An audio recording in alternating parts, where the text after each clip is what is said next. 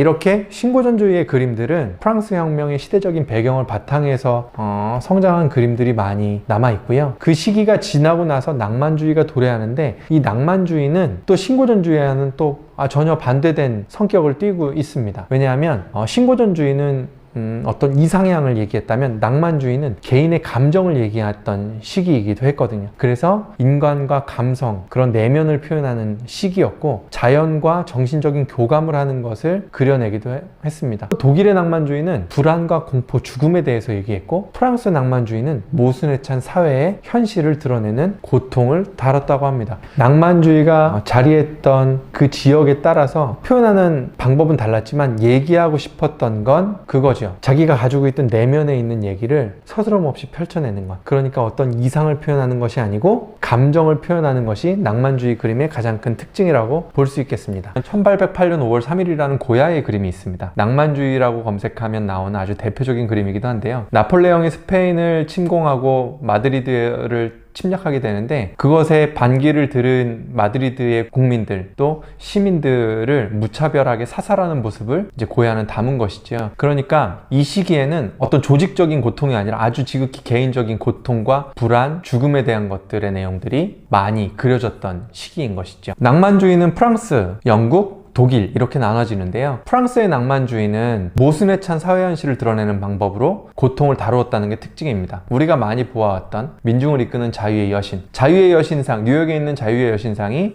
이 민중을 이끄는 자유의 여신에서 모티브를 가져온 것이죠.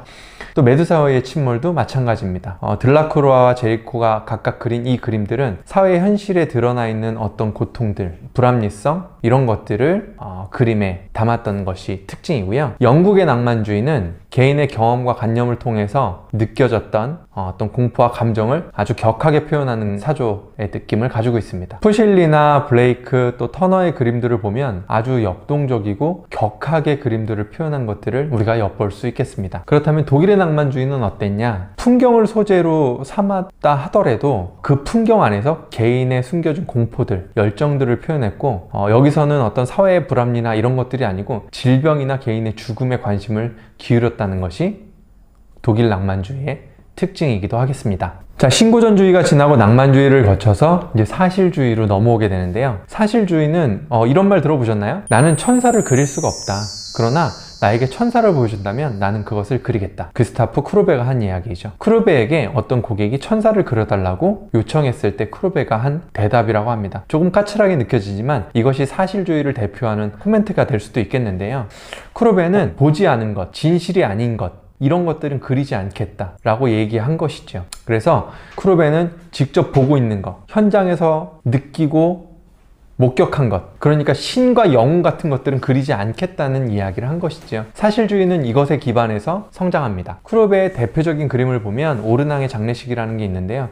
이 오르낭이라는 사람은 크루베의 삼촌이라고 합니다. 이전의 장례식의 그림들을 보면 굉장히 이상적이고 홀리하고, 이런 반면 크루베가 그린 이 장례식 모습을 보면 오른쪽에 있는 여성들을 다른 곳을 보고 있어요. 그러니까 이 그림에서 슬퍼하는 사람들의 모습은 찾기가 어렵습니다. 이게 현실적인 장례식의 모습이라고 얘기한 것이겠죠. 그러니까 크루베는 진실을 얘기하는 것이고 실제 존재하는 것들만 표현하겠다라고 선언한 것이 이 사실주의의 특징이 되겠습니다. 자, 돌 깨는 사람들의 그림도 마찬가지예요. 그냥 노동자의 모습을 있는 그대로 표현한 것이죠. 그러니까 저 낡은 옷들, 뭔가 돌들을 나르는데 힘겨워서 왼쪽 다리를 들어 받치는 고단함, 이런 것들을 있는 그대로 담았다는 거죠. 소재의 사실성도 있어야 하고 표현의 사실성도 있어야 하는 것이 사실주의가 가지고 있는 또 다른 특징이기도 합니다. 안녕하세요 크루베 씨라는 그림도 있습니다. 이 그림은 크루베 씨와 그 후원자들의 만남을 다룬 그림이기도 한데요. 아주 일상적인 것이죠.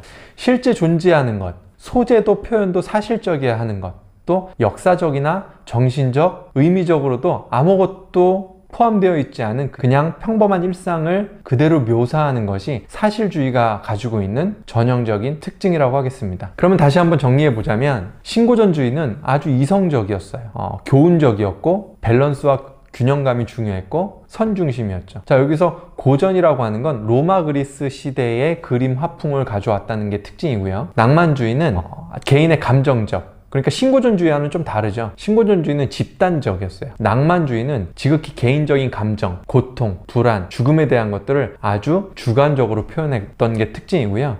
낭만주의의 특징은 상상화가 많다는 겁니다. 그러니까 내면에 있는 것들을 꺼내야 했기 때문에 뭔가를 보고 그렸다기보다는 상상해서 그린 그림들이 많았고, 그렇기 때문에 화가들의 개성들이 많이 살아났다는 게 특징이죠. 낭만주의가 지나고 나서는 이제 상상화 같은 건 그리지 않겠다. 어떤 의미를 담아서도 그리지 않겠다. 그냥 아주 현실적이고 일상적인 것들을 직시하고 묘사하는 것에 중점을 두고 그리겠다라는 것이 사실주의가 가지고 있는 특징이겠습니다.